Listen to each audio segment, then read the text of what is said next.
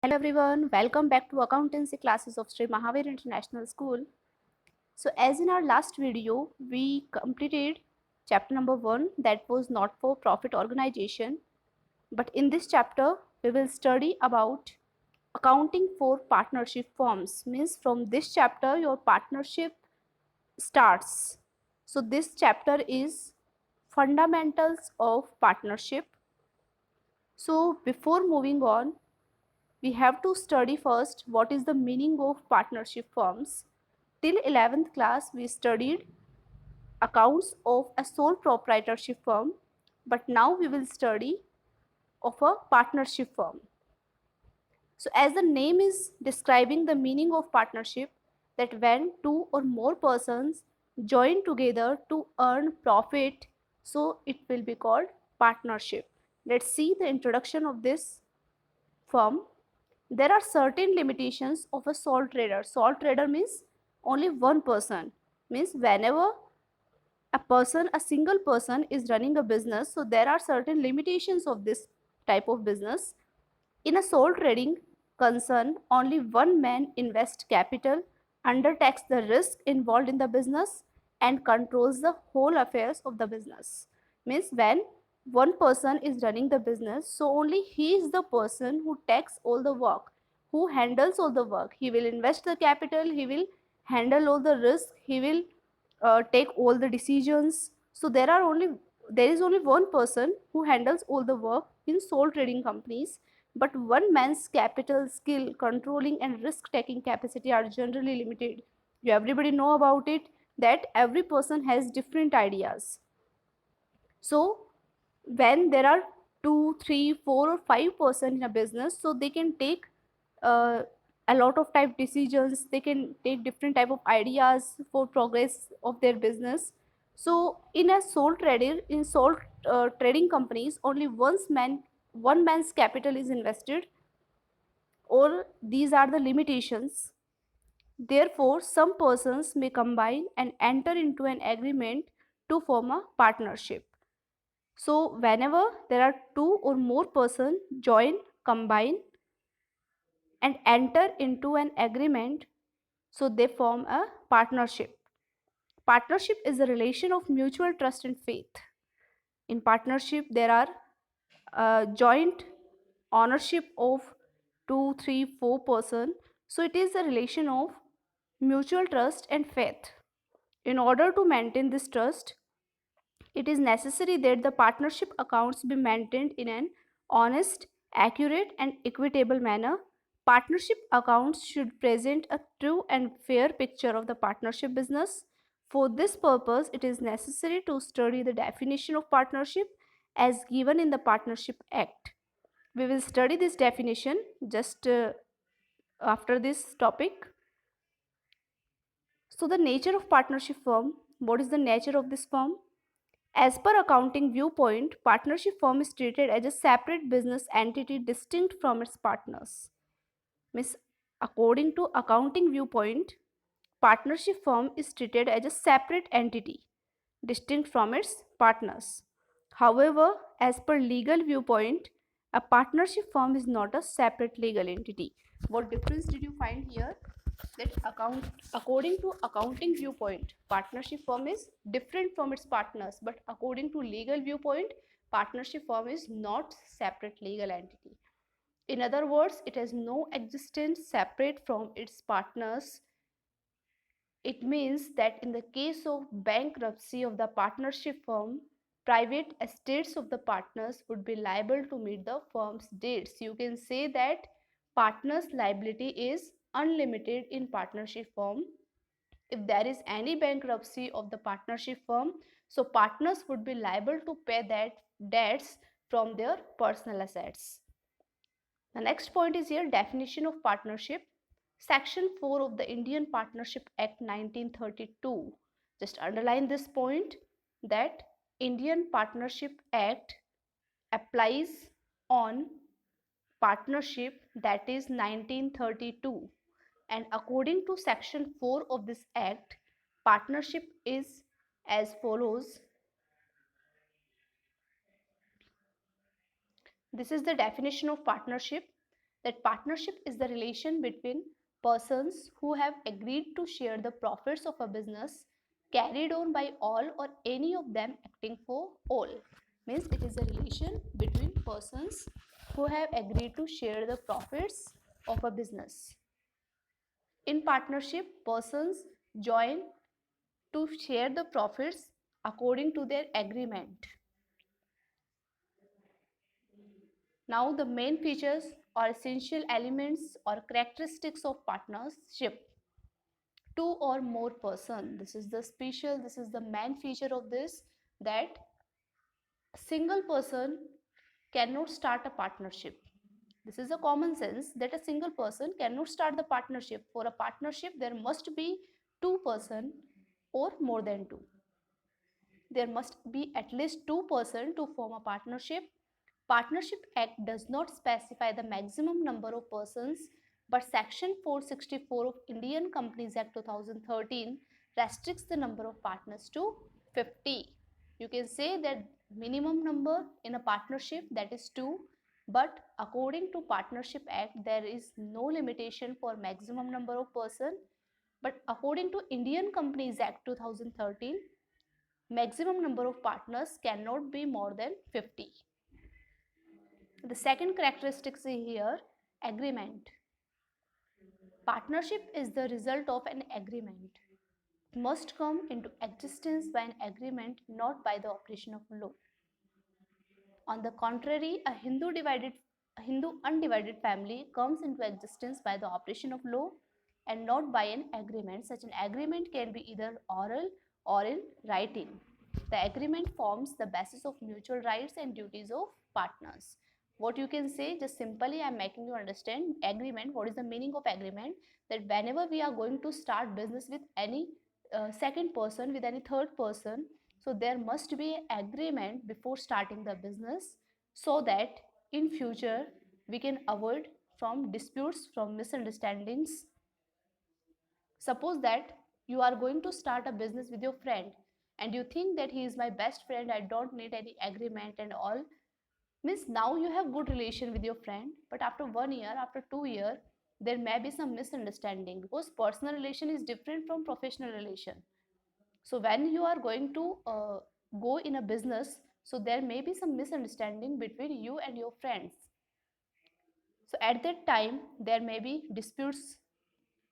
So if there is an agreement, so you can avoid from that dispute, because in agreement all the terms and conditions are written clearly. So agreement is necessary for partnership firms, but this agreement can be either oral or in written also. The third point is existence of business and profit motive.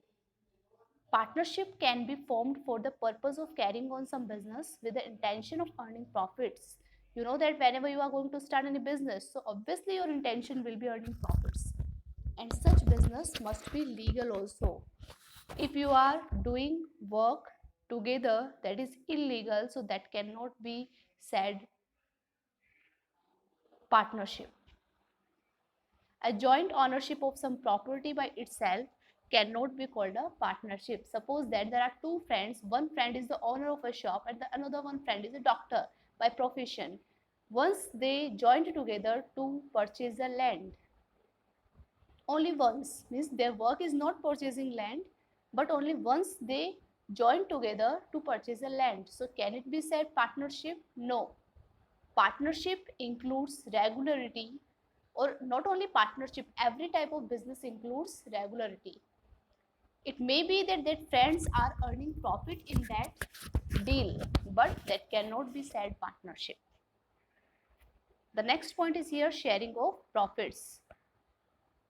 The agreement between the partners must be aimed at sharing the profits of the business. If some person join hands to run some charitable activity, it will not be called partnership. Suppose that 2 or 3 persons join together to establish a temple. So that cannot be called partnership, because temple is a part of charitable activity. Further, if a partner is deprived of his right to share the profits of the business, he cannot be called a partner. But it is not necessary that all partners should share the losses also. It may be agreed between the partners that one or more of them shall not be liable for losses. What is the meaning of this point here? That it is clearly written in the agreement that how we will share the profits or how we will share the losses. If 3 persons are there in the partnership, so it will be clearly written that in which ratio we will share our profits or which ratio we will share our losses.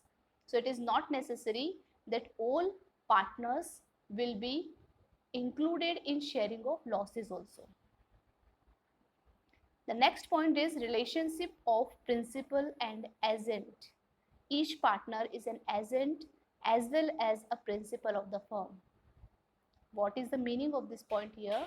That if there are 5 persons in a partnership firm, so it is not that one person is the head partner or the remaining 4 partners are like employees. No, every partner is a principal as well as an agent. Means he has to follow the order of other partners also, or he can also give them order. Means you can say that all 5 partners have equal rights, equal duties, or equal work. An agent because he can bind the other partners by his acts, and a principal because he himself can be bound by the acts of the other partners. The next point, business carried on by all or any of them acting for all. It means that each partner can participate in the conduct of business and each partner is bound by the acts of other partners in respect to the business of the firm. You can say that business, partnership business that is going on, it is carried on by all partners or any of them acting for all. No separate existence, as we have already studied about this, that according to accounting viewpoint, a partnership is separate entity from its partners, but according to legal viewpoint, a partnership has no separate existence from its partners. So partnership cannot come into existence in the absence of any one of the above mentioned essential features. So you can say, again I'm just revising these points, that what are the essential features, what are the characteristics of a partnership firm, that there must be 2 or more persons in a partnership firm, there must be an agreement that may be in oral or in written, or there must be clearly written about sharing profits and losses, business carried on by all or any of them acting for all, no separate existence, relationship of principal and agent, existence of business and profit motive. These are some essential features of a partnership. Let's move on the next point, that is rights of a partner. What are the rights of a partner in a partnership firm? Sorry. Every partner has the right to share profits or losses with other partners in the agreed ratio. As we have already discussed about this point, that it is clearly written in the agreement that what ratio will be of sharing profits or losses. Every partner has the right to take part in the conduct of the business. Every partner has the right to be consulted in the matters related to partnership business. Every partner has the right to inspect and have a copy of the books of accounts. What are the points discussed here? That every partner has the same right to take decisions in the partnership firm, to consult in the matter of accounts or books, or they have a right to take a copy of books of accounts because they also have invested capital, or they are also a equal partner, so they have the right of all the things. Every partner has a right to disallow the admission of a new partner. Suppose that there are 5 partners, they are running the partnership. One partner wants to admit a new partner, but remaining 4 partners are not agree for this statement, so new partner cannot be admitted. Means if out of 5, if there is a disagreement of one partner, so new partner cannot be admitted. If there is any admission of new partner, if there is any retirement of new partner, so for this there must be consent of all other partners, all existing partners. Every partner is the joint owner of the partnership property. If there is any property of partnership firms, every partner is the joint owner of that partnership firm. Next point, if a partner has given loan to the firm, he has the right to receive interest at agreed rate. If the rate of interest is not agreed, then it is paid at the rate of 6% per annum. The meaning of this point is here that whenever there is a lack of money in the partnership firm, so the partnership firm can take loan from its partners. And when it will take loan from partners, so it will have to pay the interest to partners. So the interest rate will also be mentioned in that agreement, and if the rate of interest is not mentioned in the agreement, then it will be fixed at the rate of 6% per annum. If a partner incurs expenses or makes payment on the behalf of the firm, he has a right to be indemnified by the firm. Suppose that if there is any partner who is making payment on the behalf of the firm, so he has right to take return by the firm. Every partner has a right to retire from the firm after giving a proper notice. Any partner who wants to take retirement from the firm, so he can, but he should give a proper notice to the firm before a certain period. It was about the partnership, its meaning, its characteristics or rights of the partners. Now the point that is showing on the screen, it is LLP, means limited liability partnership, but we will discuss about this point later in the chapter. Before it, I want to make you clear about the point that is partnership deed. What is the meaning of partnership deed? Partnership deed, as we are discussing now also, agreement, means a written agreement of partnership firm. In that, all the terms and conditions are written clearly, so that will be called a partnership deed. Since partnership is the outcome of an agreement, so it is essential that there must be some terms and conditions agreed upon by all the partners.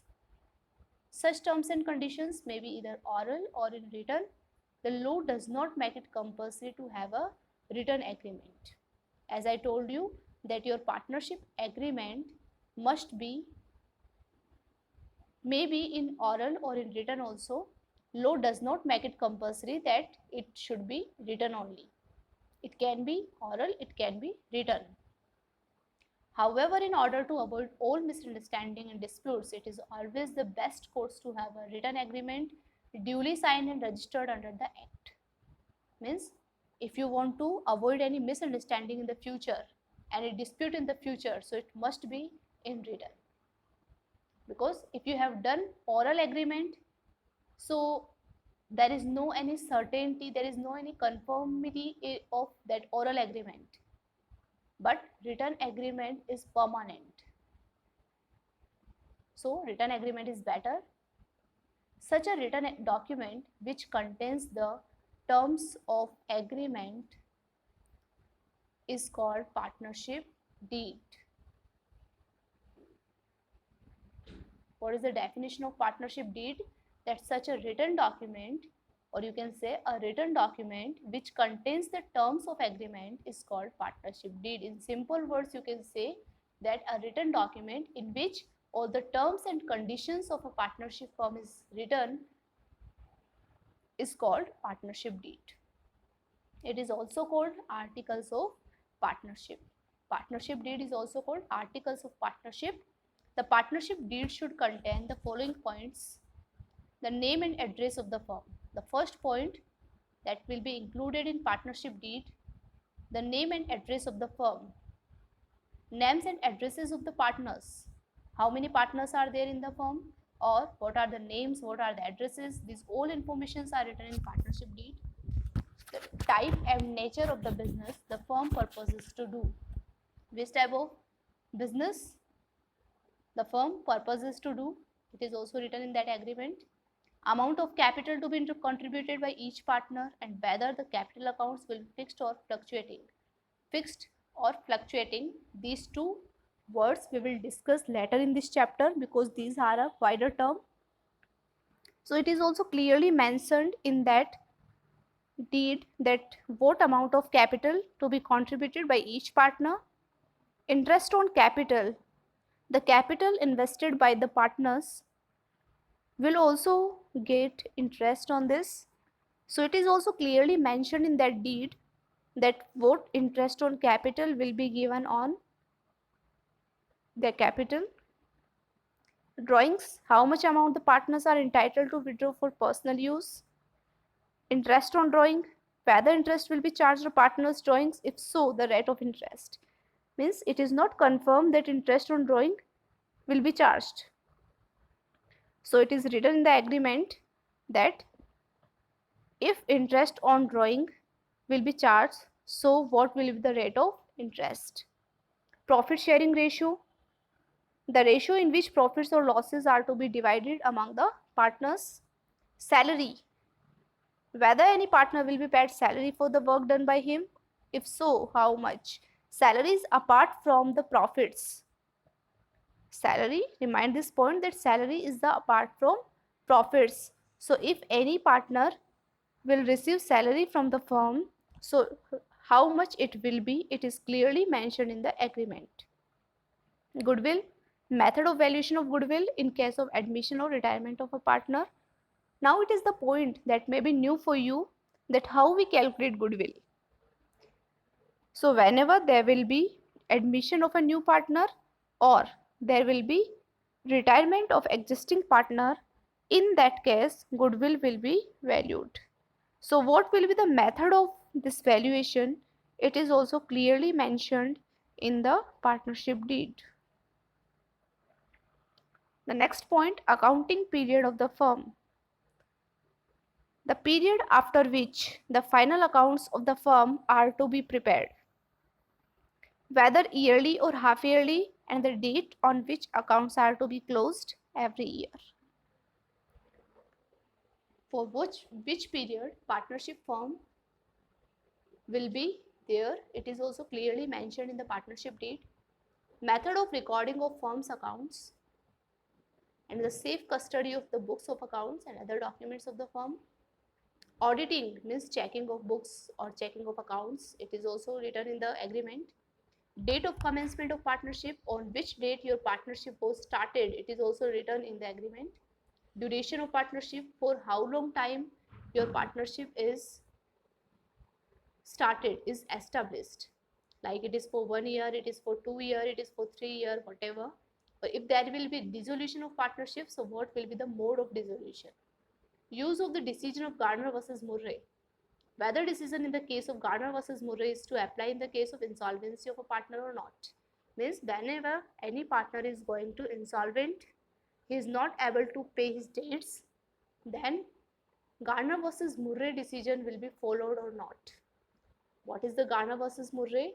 This we will discuss later in this chapter because this is also a wider term. Bank accounts, whether the accounts in the bank will be opened in firm's name or in some partner's name, who will have the right to sign the checks. Rules to be followed in case of admission of a partner, rules to be followed while settling the accounts on retirement or settlement of disputes. In case of dispute among the partners, how the disputes will be solved, whether arbitrator will be appointed or not. So these are some points that is clearly mentioned in your partnership deed. You can find here that all the important terms and conditions are clearly mentioned here, because if you have all these information in written, so nobody can make you fool, nobody can do fraud with you. Easily you are safe, you can avoid disputes, you can avoid misunderstandings, because you have all the terms and conditions in written, you have all the rules and regulations in written. So these are the some important terms and condition, important points that is included in your partnership deed. So today's video we have discussed about the meaning of partnership, characteristics of partnership, rights of partners, and about partnership deed. Later in the next video we will discuss that what will happen if there is no partnership deed. If partners did not make partnership deed, then what will be the rules? What rules to be followed in that partnership firm? That we will discuss in the next video. That's all for today. Till then, do study, stay home, stay safe. Thank you so much.